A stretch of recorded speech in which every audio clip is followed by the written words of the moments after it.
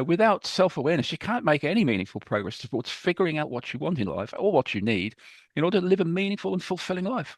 Self-awareness is the key.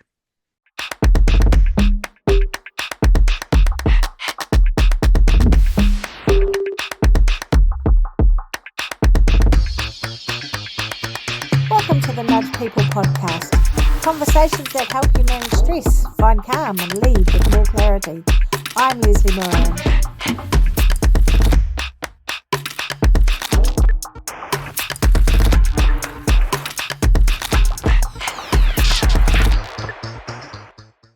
Well, hello, and here's our third podcast on this wonderful book, Living from the Heart. And you can't live from the heart if you don't know who you are. And that's, I think, Bernard, the first question you ever said was, who are you? And this comes down to one little thing, and it's called self-awareness. So, self-awareness, Bernard, everybody thinks they're self-aware, but what is self-awareness? Well, let me ask you a question. How often do you lose your car keys? How often do you go out in the morning, you want to get in the car and you go, I wonder where I left the keys? If you're not self-aware, if you're not aware of where you are and what you're doing at any particular time, you're going to lose stuff. I mean, that's a practical example of it. But the same thing goes for what's going on within yourself. How are you? Not just where are you, what are you doing, but how are you in yourself? How are you responding or reacting to the things that are going on around you, to what people are saying to you, to what's going on in your mind, to those triggers that are coming up from perhaps old conditioned behaviors? Are you reacting emotionally to stuff that's going on, or are you responding rationally?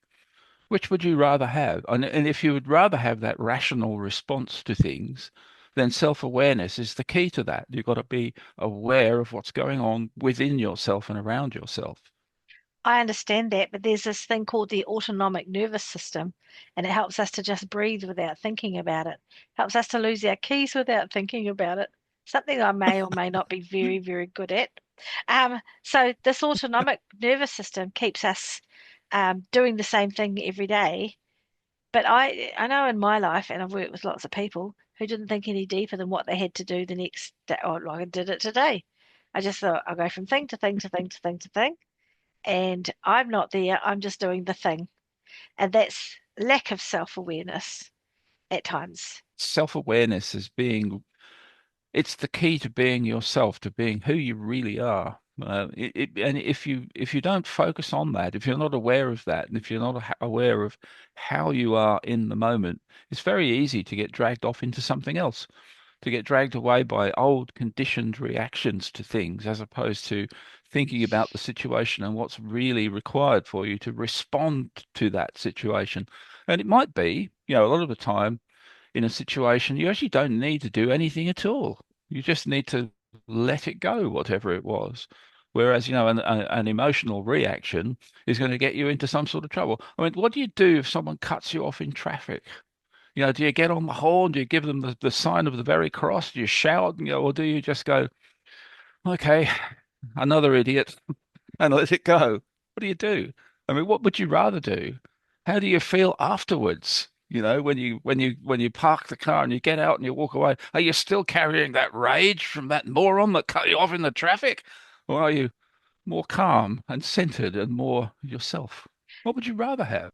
So what I'm hearing about is self-awareness as being aware of your triggers, what makes you happy, what makes you upset, and going a little deeper into the who you are bit versus who you were conditioned to be versus how you fight all of that or how you take all of that on. Is that right? Well, if I think about life's hardest question, number one, who are you? I can't answer that question without a degree of self-awareness about knowing who I really am in my heart. Once I know that, then what I'm trying to do from there on is to be that all the time, to actually live that, to actually show that to the world. And to do that, I need to be aware of what's happening. within myself and around me and how I'm responding, how I'm reacting. So self-awareness has that um, very deep aspect to it. First of all, of knowing the answer to that question, who are you? And then being able to maintain that throughout life, whatever's going on, whether there are things happening around me or people saying stuff to me, or even the thoughts that I have in my head. Our own thoughts can be really good triggers sometimes. They can trigger behaviors, and we need to be aware of that. But self-awareness will allow you to be aware of your internal state. And if something triggers you in some way, someone says something to you, or something happens, or a thought comes up, there will be somewhere in your body a physical sensation. And if you're self aware, you can catch that. And that will give you that pause to actually say, okay, take a breath, take a moment. Now, what do I need to do here? Rather than reacting emotionally, which might get you into trouble. Okay, Bernard, so we've ascertained that self-awareness is really important. Everybody should be self-aware. Why does it matter? Why do we care? Well, it depends what you want. I mean, if without self-awareness, you live by default. You're living by all of those expectations, all of that should that other people heap on you, and what you heap on yourself from looking at things like the advertising on TV and all of those sorts of, I should be doing this, I should have that, you should live this way, you should work in that career. What do you actually want? Do you want to be yourself? If you want to live your own life, then you need to be self-aware. You need to be able to observe what's going on in your life and keep yourself on track. If you have self-awareness, then you can start to live by design. You actually get the choice. You choose to do the things that you do, and you don't do stuff that you don't choose to do. You know, what would you like? That's what I'm asking you. What do you actually want in your life? If you want to be yourself, then self-awareness is key to that. It's the first step. Without self-awareness, you can't make any meaningful progress towards figuring out what you want in life or what you need in order to live a meaningful and fulfilling life. Self-awareness is the key. So the questions that you ask yourself when you're self-aware is what do I want my life to look like? So that's what I heard. And what am I prepared to do to get it? Those two questions are fundamental to the importance of self-awareness. Because I know myself, and sometimes you just go through life just doing the do, the do, the do, the do. And your own little world gets tighter and tighter and tighter, and you miss out on opportunities because it doesn't fit with your belief of what you're about, or your modus operandi. You miss out on opportunities because you don't see them because you're just doing the do and walking around unconscious, basically, eh? Yeah, that's right. And have you ever found yourself after a day, you get home from work and you sit down and you think, what a day. And you look back over your day and you think about some of the conversations you had and you think, I wish I hadn't said that. Or you do something and you think back to it and you think, oh, I wish I hadn't done that. You know, Cringe. how often does that happen? It makes you cringe.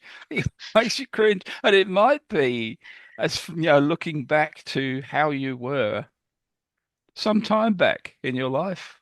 I feel, was that really me? Did I really do that? Did I really say those things? Did I really behave in that way? Well, yes. And the reason that I did those things and said those things back then is because I wasn't self-aware. I was just living by default. I was running on autopilot. These days, with a bit more self-awareness, I wouldn't behave in those ways. I wouldn't say those things. So I've become more authentically who I am rather than living by default, living on autopilot. So I'm choosing how I'm living my life, and it feels a whole lot better. Yeah. Less reactive, more strategic in nature, the way that you respond to people. Wow, respond versus react. That's the way it is. Yeah. Exactly, Yeah. exactly. Yeah. Reaction means that, whatever it was that triggered you has now got control of you. Yeah. You know, you're not in the driving seat anymore. And, that's not a good place to be. That's No. what leads you to lash out. It's what leads you to say things in a moment of anger that you regret later. It's what leads you to do silly things in the traffic when someone cuts you off, you know? Mm. If you don't want to do those things, work on your self-awareness. The funny thing about traffickers, we all drive off and we're swearing and cursing at the other drivers on the road.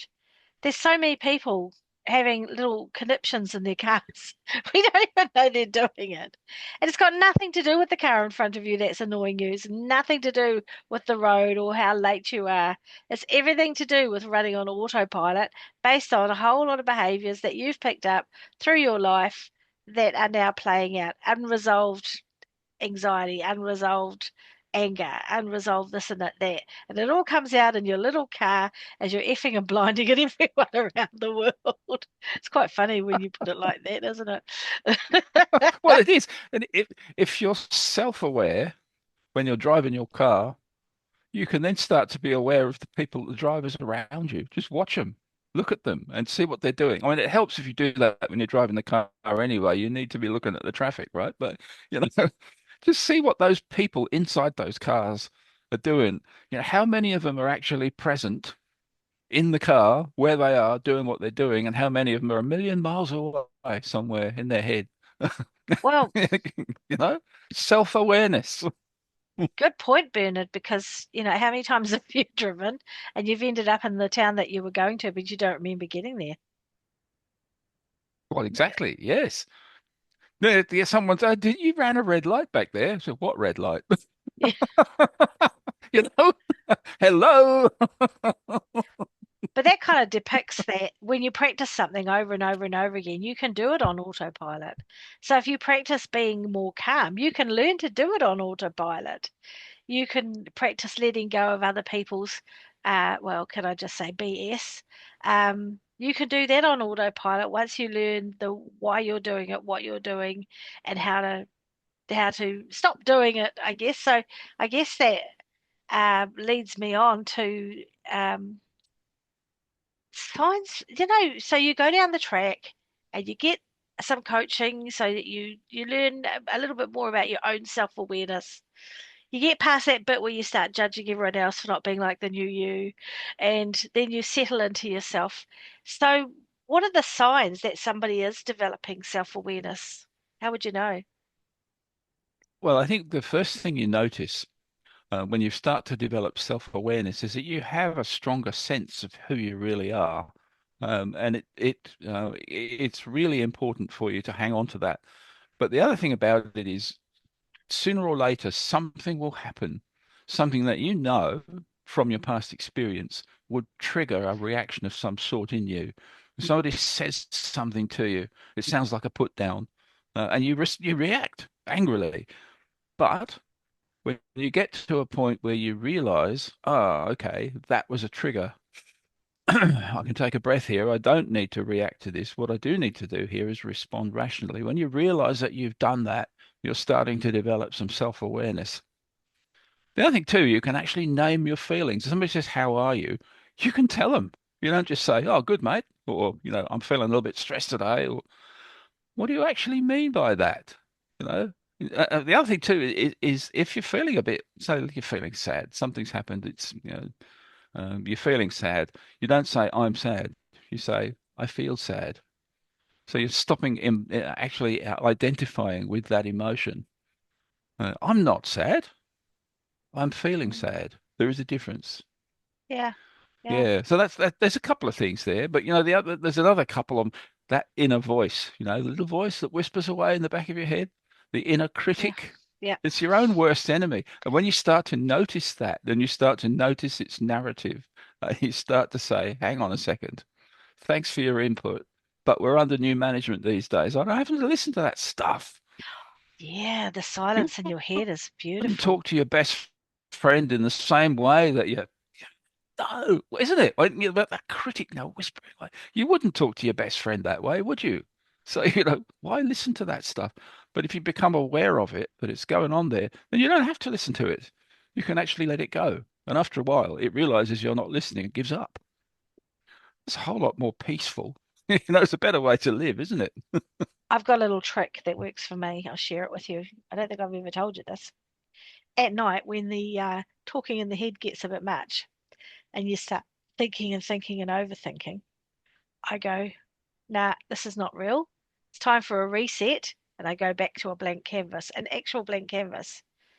And the words, the thoughts and everything come back in again. And I go down the rabbit hole. And I just about do this just about every night. And then I go, nah, that's not real. It's just me thinking. And I go back to sleep.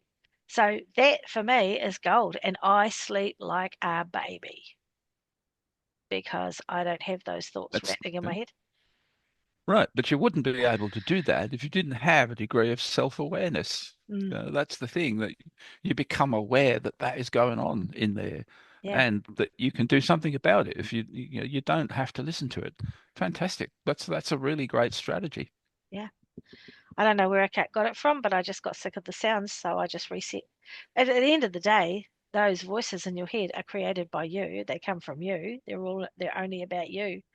And yet we think it's the people from our past coming to haunt us. We think everybody else is doing it to us. But all your thoughts in your head, every single thought that I have in my head comes from me. So I'm in the driver's seat. I like that. Yeah, you are. That's it. It's your stuff. So, if you're aware that it's going on, Yeah. you can do something about it. You can change it. First of all, you can choose to not listen to it. You know? Yeah. Yeah. Do you ever shut it down completely? For a Probably few not. seconds, it's the most joyful few seconds. Right. But So I think this stuff goes on the whole time, and that's why self-awareness is so important. You've got to be aware when it's there so that you can actually choose what you're going to do with it. And sometimes it's telling you stuff that you actually need to listen to, you know, but you still don't want to react to it. You know? no, So no. that's the point, being aware of it and actually being selective in listening to what it tells you. Sometimes there's wisdom in there, as it's not all sort of old conditioned nonsense from the past. Sometimes it's useful stuff. But, how do you tell the difference? Well, by being self-aware and by paying critical attention to it, not uncritical, and being driven by it. It'll stop you punching people in the face, Bernard. Well, yes, much satisfying though it may be, to give that idiot one for, that probably is not going to end well. So, having a chance to stop and think it through before you stick one on him, it's probably going to end up in a better result. Yeah, you not in jail. Yeah. Okay. So finally, what I want to know is some common pitfalls around self-awareness that people fall into. That would be really worth discussing, I think. Yeah, I mean, a lot of people are given to ruminating, continually going over stuff and picking at it. And that's not self-awareness. That's giving free rein to the inner critic. It's actually saying, come on, slap me some more. Yeah, Yeah. yeah. That's not gonna help you at all. Overthinking is not self-awareness. So you, another thing about it too is that thinking you got to have it all figured out before you change something. You don't. You don't. You just got to be aware of what is happening in the moment so that you can make a rational decision about what you're going to do right now.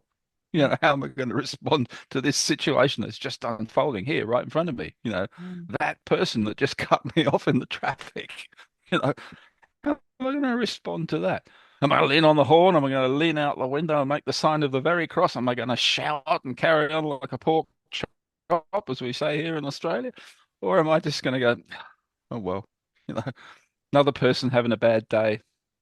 What's the point in me buying into that? Because, if I do, I'm just going to carry all that anger and resentment with me for the rest of the day. That's not a good place to be.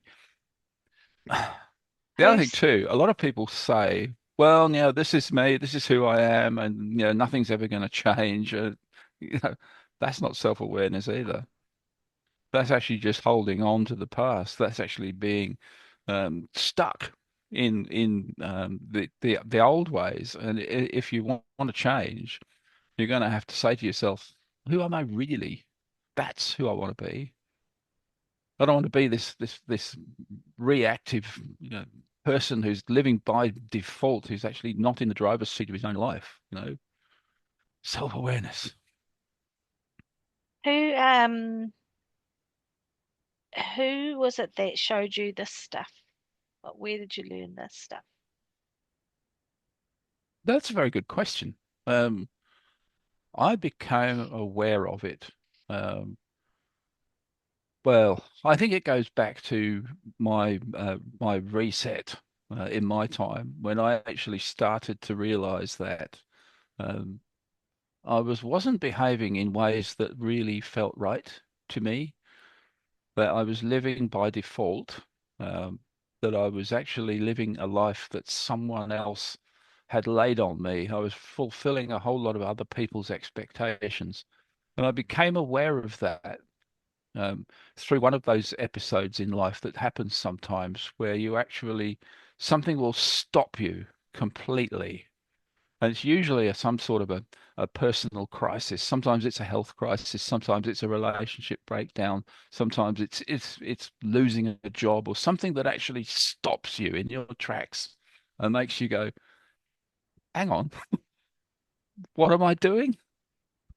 So it was one of those, and it caused me to look at who I really am and what I was doing at that time, and it kind of went from there.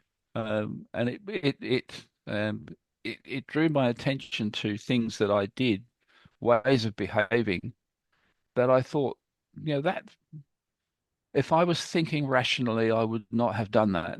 If I was thinking rationally, I would not have said that. And so then I was thinking, oh, why did I do that? And why did I say that? Um, and then you start to make those connections. Well, it was because I just reacted.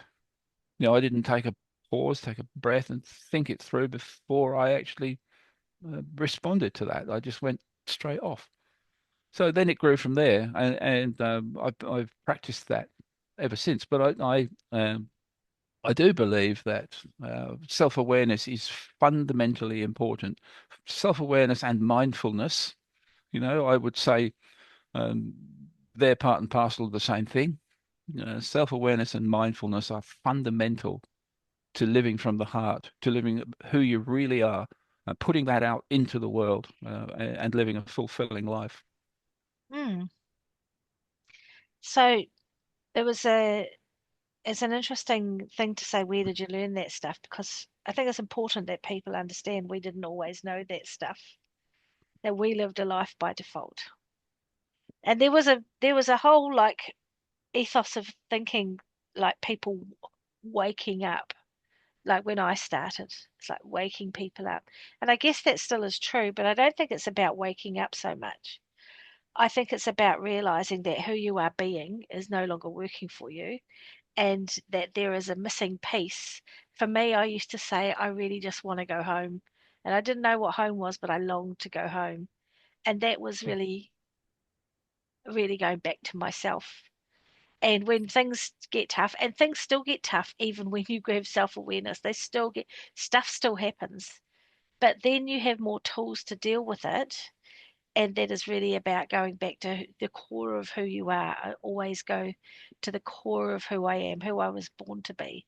And that is my North Star. And I think if you can develop that sense of self awareness, then you're not so triggered by people who seem to be so self aware that they hold the crowd, or people who seem to have all the answers, or people who are out to get you, or even people who lean on you just a little bit too much because they don't know who they are. Being free of um, being for other people is the most powerful thing you can do in your life, and it gives you your life back, more life in your years. My sister's very famous for saying to me, well, we've got more years behind us than we have ahead of us. But you know what, my answer to that is we've got more life ahead of us than we've had behind us, and that is self-awareness. I think that's certainly self-awareness gives you the key to that, absolutely. And Yeah, that's the thing that the world needs this stuff. If you've got people that are living that way, then it takes a whole lot of stress, tension, anger, frustration, everything out of that environment because you're just not buying into it. And if yeah. you don't, other people around you are observing that, and it encourages them not to do it too. Mm. And eventually they're going, I don't know what it is that you've got, but whatever it is, I want some of it. And that's the start of it because Other people see you behaving in that way and showing up as yourself and not reacting emotionally to stuff. And it shows them a better way. So I think this is Yeah. really important. So finally, Bernard, what's the first step somebody should take to develop self-awareness? Okay, the absolute first step is to realize that you need to do this. So, right? If you're not aware that you need to be self-aware, it ain't going to happen. Mm, So, start there. You actually want to become more self-aware, then start observing yourself. Observe yourself all the time. Make it a habit. Ask yourself, how am I right now? How am I? No, no, not where am I, what am I doing? You can look at that, but now what is going on inside? What thoughts are in my head? What emotions? What is happening to me right now, this moment? Start a conversation with yourself. What I would say, if you want to really learn the lessons from all of this, is to start keeping a journal, a reflective journal, and write in it every day. Just think back over your day to significant things that have happened to you. And I'll leave it to you to figure out what significant means. A significant event for me is one that causes a reaction of some sort to be there. So observe those reactions, write about what happened. Did you react or did you manage to catch it and stop it and take a pause and then respond rationally? Write it down and do that longhand in a book, not typing on a screen, because the act of writing longhand really cements this stuff mm. in your mind, in your awareness. And so, if you really want to learn and you really want to establish this as a habit, then do that. So, I think there's a few things you can do, but really practicing self-awareness is the best way to develop self-awareness. So, practice makes permanent, I think a friend of ours used to say, and he was right. He was. Thank you, Bernard, for another enlightening talk. Very interesting. And I'll put the details below about how you can reach Bernard or myself. And we have a workshop coming out shortly, and we will be talking about that in our next talk. Thank you very much. Thanks, Leslie. If you don't understand yourself, you can't possibly understand anyone else. Thanks for listening to the Nudge People podcast. I'm Leslie Moran, and I hope today gave you a little nudge towards calm, clarity, and growth. Take care of yourself